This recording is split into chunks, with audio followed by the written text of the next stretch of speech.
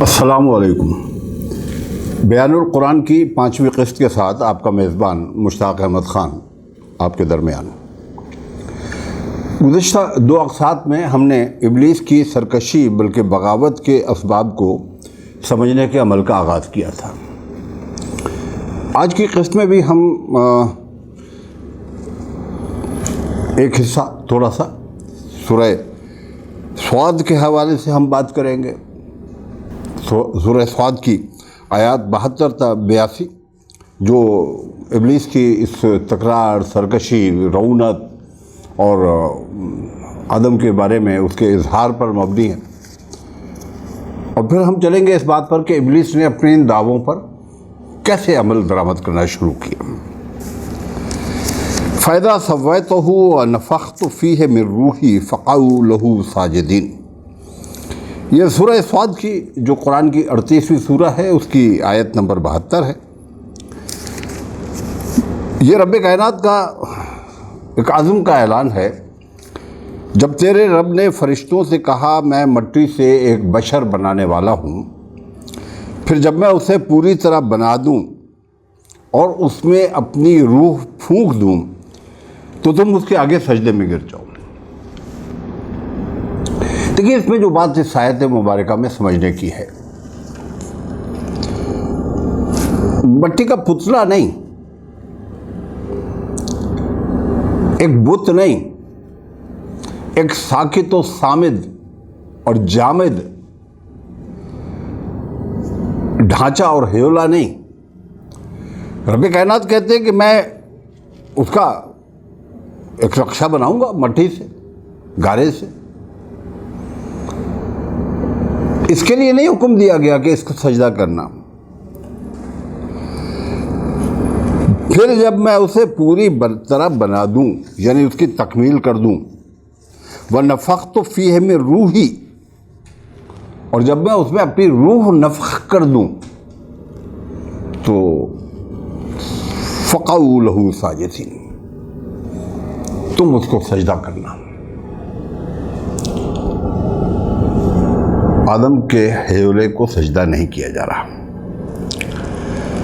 رب کائنات نے کہا آدم میں جو میری روح ہے، جو میں نے پھونکی ہے، میں نے جو اس کو ارادہ اور اختیار بخشا ہے، اس کو زندگی بخشی ہے، حیات بخشی ہے، اس کو پتھر کے تراشے ہوئے صنم کو نہیں، ورنہ بت خانوں میں تو پتھر کے اتنے بھگوان ہوتے ہیں، انسانوں کے ہاتھوں کے تراشے ہوئے، ان کو سجدہ نہیں کیا جا سکتا۔ فَسَجَدَ الْمَلَائِكَةُ كُلُّهُمْ أَجْمَعِينَ إِلَّا إِبْلِيسَ اسْتَكْبَرَ وَكَانَ مِنَ الْكَافِرِينَ۔ دیکھیے، وہی تسلسل ہے۔ اس کے حکم کے مطابق فرشتے سب کے سب سجدے میں گر گئے، مگر ابلیس نے اپنی بڑائی کا گھمنڈ کیا اور وہ کافروں میں سے ہو گیا۔ رب نے فرمایا قالا یا ابلیس ما منعک ان تسجد لما خلقت بیدی، اے ابلیس تجھے کیا چیز اس کو سجدہ کرنے میں مانع ہوئی جسے میں نے اپنے دونوں ہاتھوں سے بنایا ہے؟ استکبرت ام کنت من العالین، کیا تو بڑا بن رہا ہے یا تو ہے ہی کچھ اونچے درجے کی ہستیوں میں سے؟ یہ ایسے ہی ہے کہ جیسے جب کوئی چھوٹا بڑا بن رہا ہوتا ہے تو جو در حقیقت بڑا ہوتا ہے اس کہتے ہیں بھائی بڑے پرپرزے نکل آئے، بڑے ہی شان شوکت ہیں۔ تو رب کائنات نے بھی استہزائی انداز میں مخاطب کر کے اس کو کہا کہ تو بڑا بن رہا ہے یا تو ہے ہی بڑا؟ قالا انا خیر منہ۔ میں قرآن کی جن مقامات پر آدم اور ابلیس کی کشمکش ہے، میں وہاں پر اس لائن کو انڈرلائن کرتا ہوں، انا خیر منہ۔ سارا فساد اس کا ہے، جڑ یہ ہے فساد کی میں نے پہلے بڑی تفصیل سے کہا کہ ابلیس نے کہا کہ مجھے آگ سے بنایا گیا ہے، آگ اوپر اٹھتی ہے، اس کو خاک سے بنایا گیا ہے، خاک نیچے جاتی ہے۔ بظاہر ایسا لگتا ہے کہ یہ بات ٹھیک ہے، تو یہ تو رب ہی جانتا ہے کہ خاک کیا ہے اور آگ کیا ہے۔ قال انا خیر منہ، اس نے کہا کہ میں اس سے بہتر ہوں۔ خلقتنی من نار وخلقتہ من طین، آپ نے مجھے آگ سے پیدا کیا ہے اور اسے مٹی سے پیدا کیا ہے۔ یہاں رک جائیے، یہاں سوچیے ذرا سا، جائزہ لیجیے۔ میں آپ ہی کو نہیں کہہ رہا، میں اپنے آپ کو کہہ رہا ہوں، مشتاق احمد خان صاحب، ذرا یہاں رک کر کے جائزہ لیجیے کہ کہیں کسی وقت آپ کے اندر سے یہ آواز تو نہیں آتی کہ انا خیر منہ، میں اس سے بہتر ہوں، میں افضل ہوں، یا میری بڑی بے عزتی ہو گئی، مجھے نیچے کر دیا گیا، اس کو اوپر کر دیا۔ دیکھیے، اچھا اور برا، افضل اور ارذل، اعلیٰ اور ادنا، یہ ہوتا ہے۔ انسانوں کو حق نہیں ہے کہ وہ کسی ادنا کو اعلیٰ کر دیں، اعلیٰ کو ادنا کر دیں، لیکن جہاں معاملہ رب کائنات کے احکامات کا ہو، یہ ابلیس نے یہ کہا کہ انا خیر منہ ہو، ٹھیک ہے، یہ ابلیس ہی کا مسئلہ تھوڑی ہے۔ حضرت نوح علیہ السلام جن اقوام کے درمیان آئے تو انہوں نے بھی یہی کہا ہوگا۔ حضرت ابراہیم علیہ السلام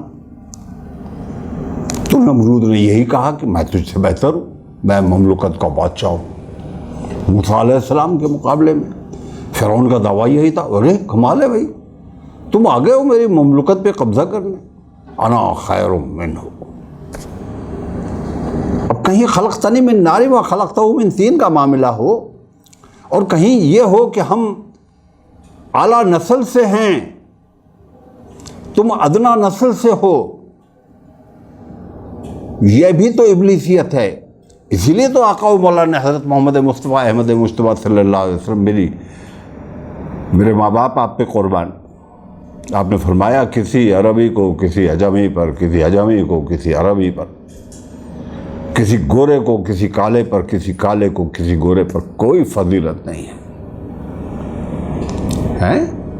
کوئی فضیلت نہیں ہے۔ تو جہاں پر یہ خیال آئے کہ انا خیر منہ ہو، اس کی سرکوبی کیجئے، ذرا رکیے اور اپنے آپ کو چیک کیجئے۔ خلقتنی من نار و خلقتہ من طین، مجھے آگ سے بنایا ہے، اس کو مٹی سے بنایا ہے۔ قال، رب کائنات نے کہا، فاخرج منہا فانک رجیم، نکل یہاں سے۔ رجیم، لعنت زدہ، ٹھکرایا ہوا، مردود، پتھر مارا گیا۔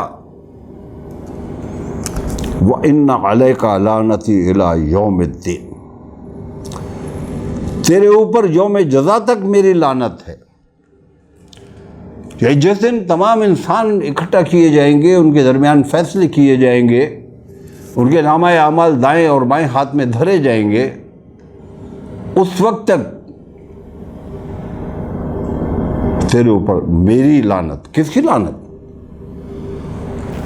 خالق کائنات کی لعنت، مالک کائنات کی لعنت، وہ جو ویسے رحیم ہے اور رحمان ہے، لیکن بغاوت ایسی ہے کہ اس نے اس کو لعنت زدہ قرار دے دیا۔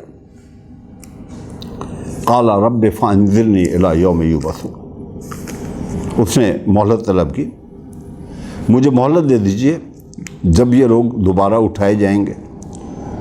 قال رب فانظرنی الی یوم یبعثون،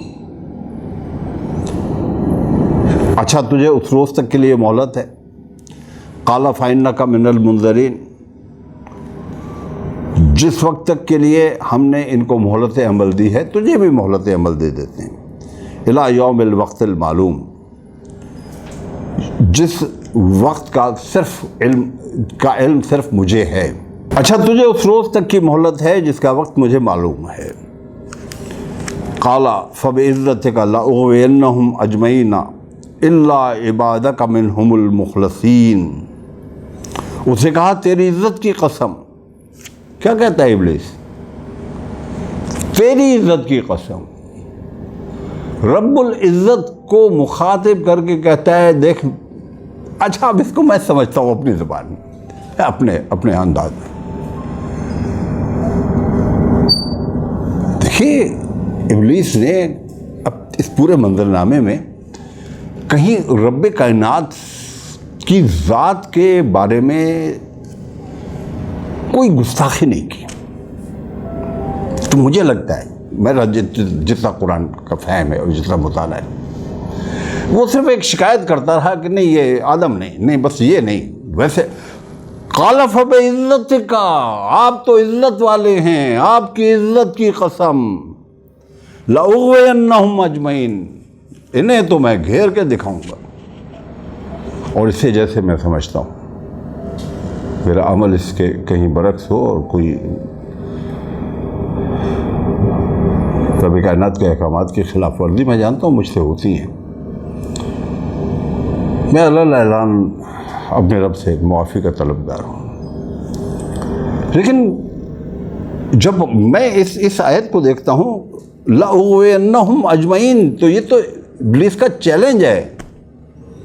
آپ عزت والے ہیں، آپ نے ایک فیصلہ کیا ہے اور میں انہیں اغوا کروں گا، میں انہیں گمراہ کروں گا، میں انہیں اپنے ڈھب پر لے آؤں گا. اس کا مطلب یہ ہے کہ آپ کا فیصلہ غلط ثابت کر دوں گا.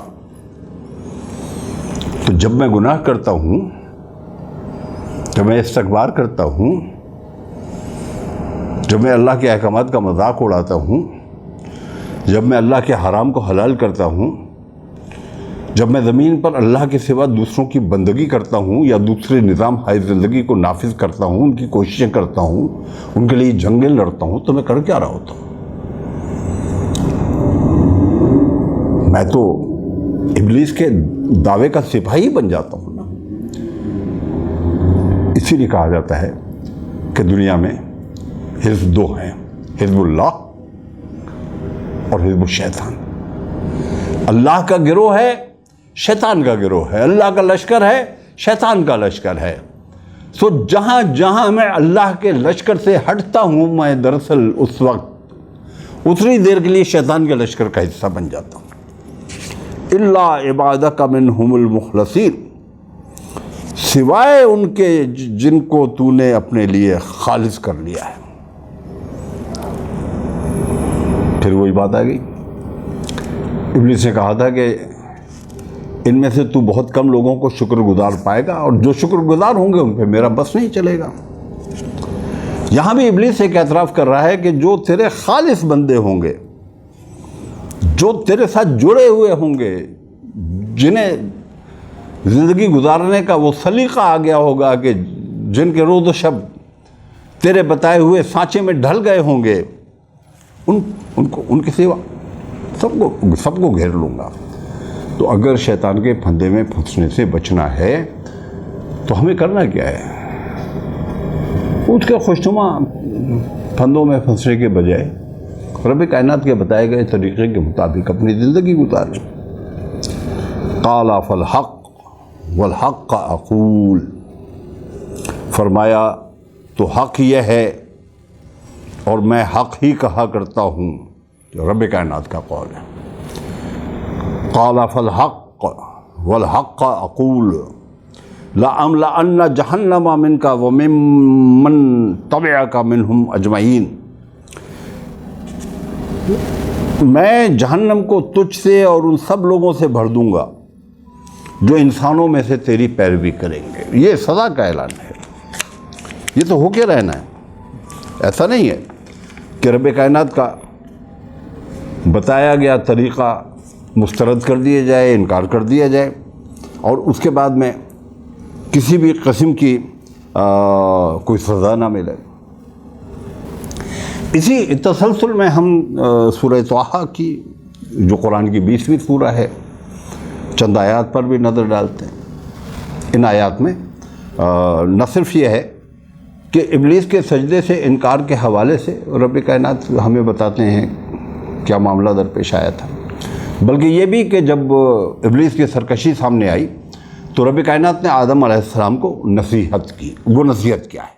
وَإِذْ قُلْنَا لِلْمَلَائِكَةِ اسْجُدُوا لِآدَمَ فَسَجَدُوا إِلَّا إِبْلِيسَ أَبَىٰ، جب ہم نے ملائکہ کو کہا کہ آدم کو سجدہ کرو تو تمام ملائکہ نے سجدہ کیا سوائے ابلیس کے۔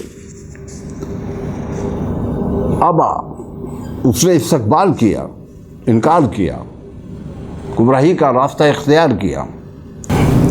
فَقُلْنَا يَا آدَمُ إِنَّ هَذَا عَدُوٌّ لَكَ وَلِزَوْجِكَ فَلَا يُخْرِجَنَّكُمَا مِنَ الْجَنَّةِ فَتَشْقَىٰ إِنَّ لَكَ أَلَّا تَجُوعَ فِيهَا وَلَا تَعْرَىٰ وَأَنَّكَ لَا تَظْمَأُ فِيهَا وَلَا تَضْحَىٰ۔ فوسوس إلیہ الشیطان قال یا آدم هل أدلک علی شجرۃ الخلد وملک لا یبلی۔ ابلیس نے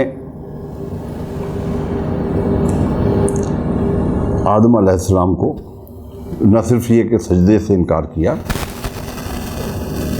بلکہ ان کے بارے میں اپنے اس عزم کا اظہار کیا کہ میں ان کو گھیروں گا دائیں سے اور بائیں سے اور آگے سے اور پیچھے سے، اور رب کائنات کو کہا کہ آپ ان میں سے اکثر کو شکر گزار نہیں پائیں گے۔ تو رب کائنات نے اس حوالے سے معاملات کو سنبھالنے کے لیے فقلنا یا آدم ان ھذا عدو لک ولزوجک،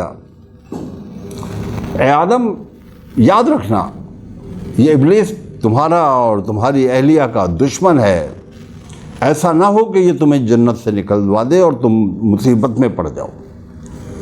یہاں تو تمہیں یہ آسائشیں حاصل ہیں کہ نہ بھوکے ننگے رہتے ہو، نہ پیاس اور دھوپ تمہیں ستاتی ہے۔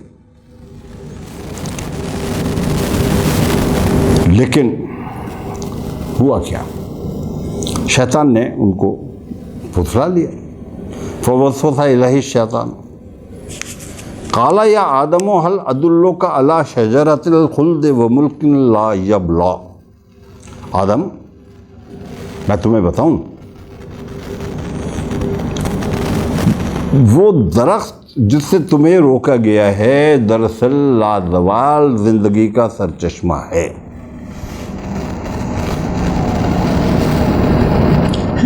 اس کا بہکاوا دیکھیے، ہمیشہ رہو گے۔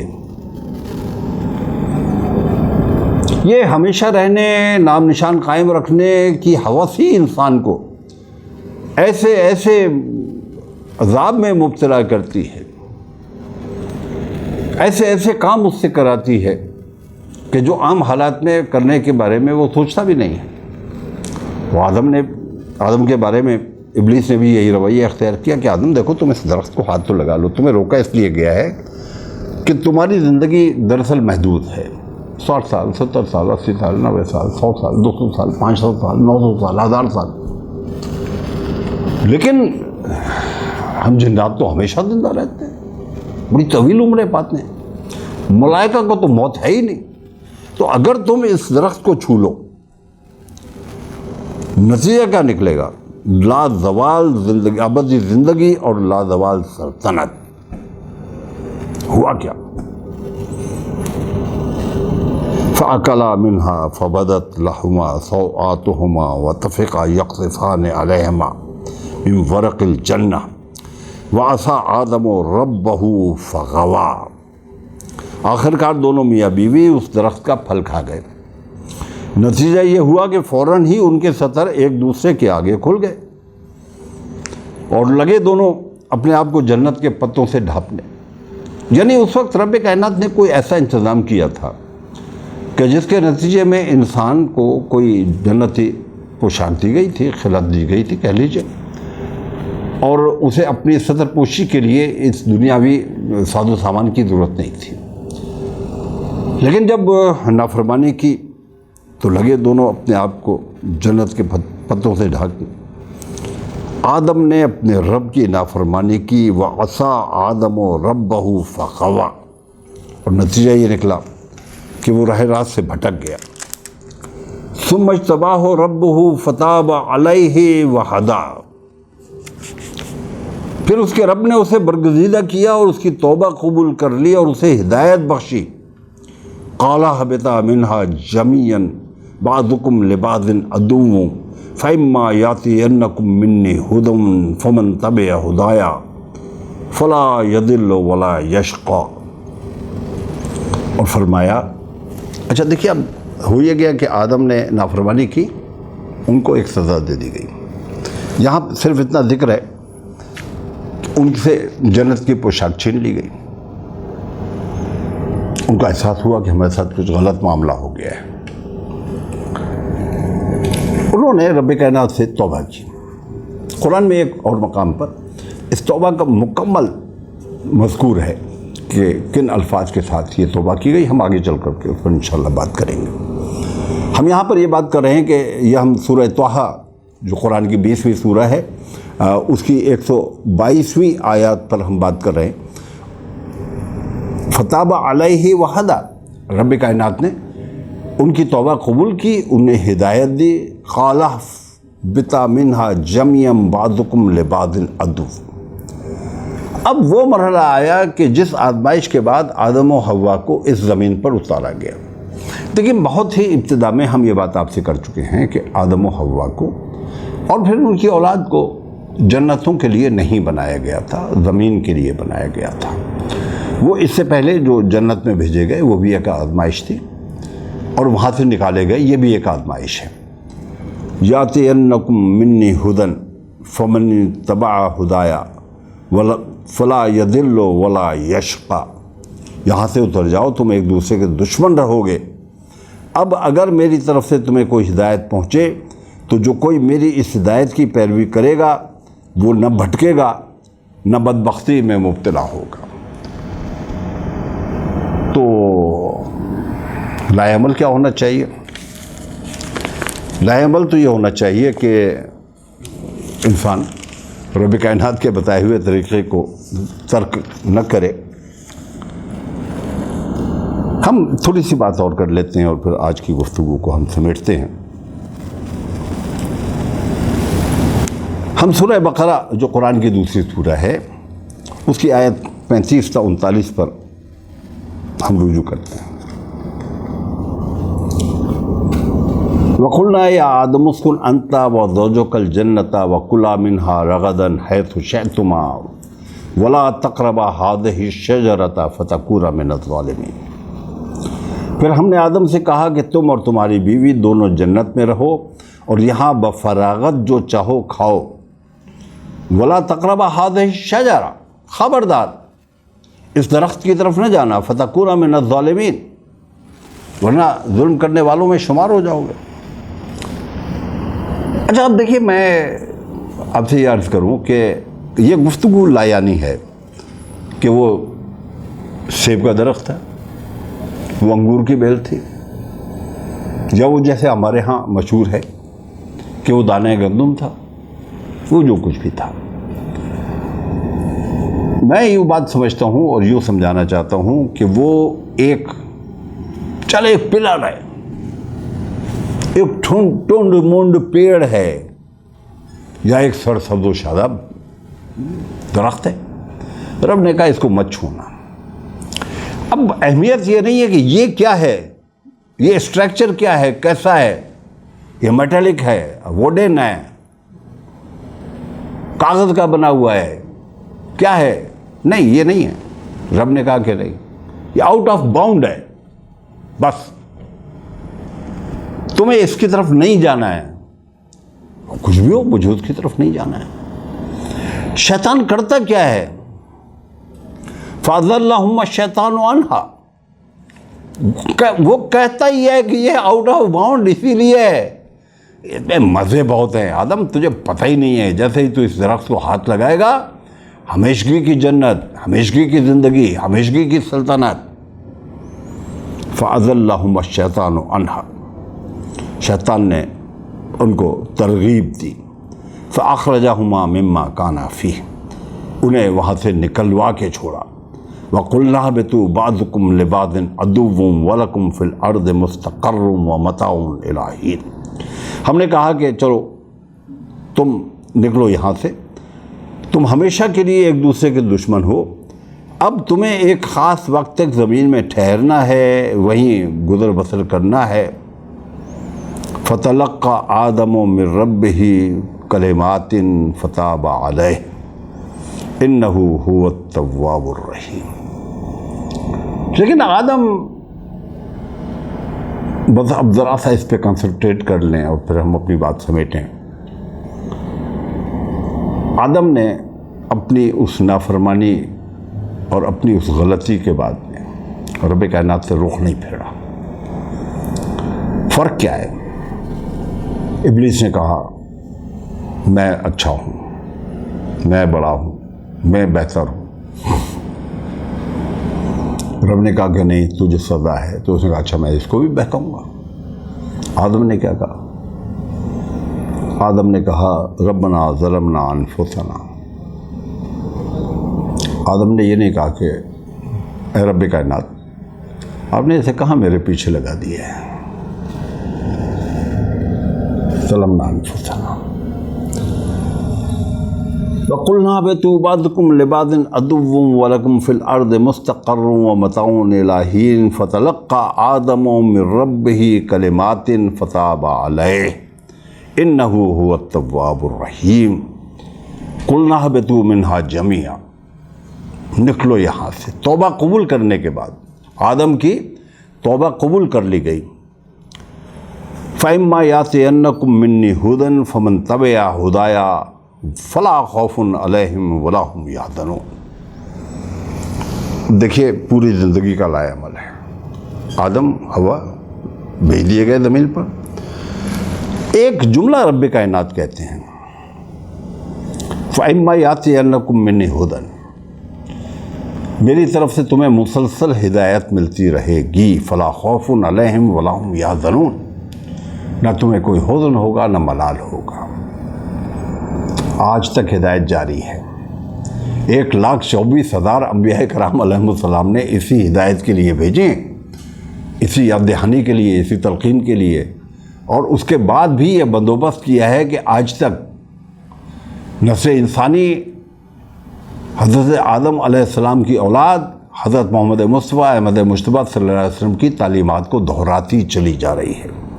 والذین کفروا وکذبوا بآیاتنا اولئک اصحاب النار ہم فیہا خالدون۔ اس سب کے باوجود جو لوگ میری آیات کا انکار کریں گے، تکذیب کریں گے، اسے منہ موڑیں گے، یہ آگ والے لوگ ہیں، انہیں ہم جہنم میں بھیج دیں گے۔ ان سے ہم ناراض ہیں، یہ ہمیں راضی نہیں کر سکتے، دنیا میں کر سکتے ہیں، اگر یہ موقع ضائع ہو گیا تو پھر ہم فیہا خالدون، پھر جہنم ہوگا، یہ ہوں گے اور ہمیشگی کی زندگی ہوگی۔ ناظرین کرام، بیان القرآن جاری ہے۔ ہم نے زمین پر بات کی، ہم نے آدم کی خلافت ارضی پہ بات کی، ہم نے ابلیس کی طرف سے اس خلافت ارضی کو چیلنج کرنے پر بات کی، کیوں چیلنج کیا اس نے، اس پر بات کی، اس نے چیلنج کرنے کے بعد کیا کچھ کیا، ہم اس پر بات کر رہے ہیں۔ یہ بات ابھی جاری ہے۔ اگلے ایپیسوڈ میں، اگلے قسط میں انشاءاللہ ہم اس پر بات کریں گے۔ دیکھتے رہیے بیان القرآن، یہ آپ ہی کے لیے ہے۔